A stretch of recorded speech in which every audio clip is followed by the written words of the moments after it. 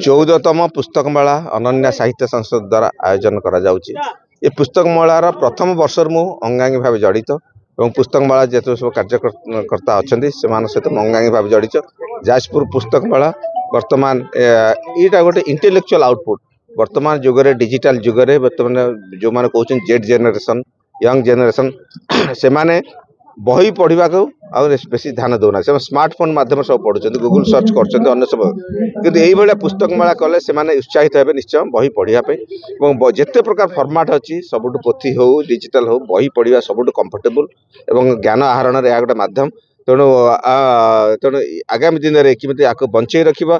ये पुस्तक मेलार एक इंटेलेक्चुअल आउटपुट रेयर बही जोड़ा पुस्तक मेलार मिल पारे जोटा घरे कौन बही दुकान मिले तेणु ताकू नहीं आगामी दिन में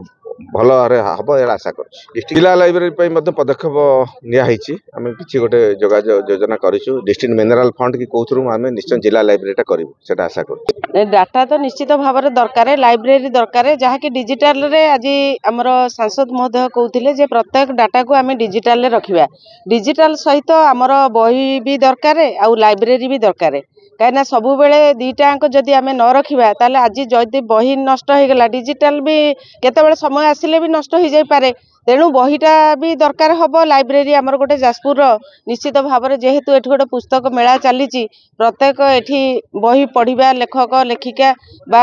आजिर युवपीढ़ी समस्त आवश्यकता अच्छी गोटे लाइब्रेरी निश्चित भाव में दाबी रखू जे सरकार निश्चित भाव में आपको नॉलेज को नहीं निश्चित भाव में गोटे लाइब्रेरी कर आवश्यकता अच्छी तो सब जानते जाजपुर एक भाईचारा तेणु जाजपुर केतबेले हूँ दलगत रुहेनी ये सब उत्सव महोत्सव प्रत्येक समय हुए तेणु प्रत्येक समय विभिन्न राजनैतिक नेता माने आसती दल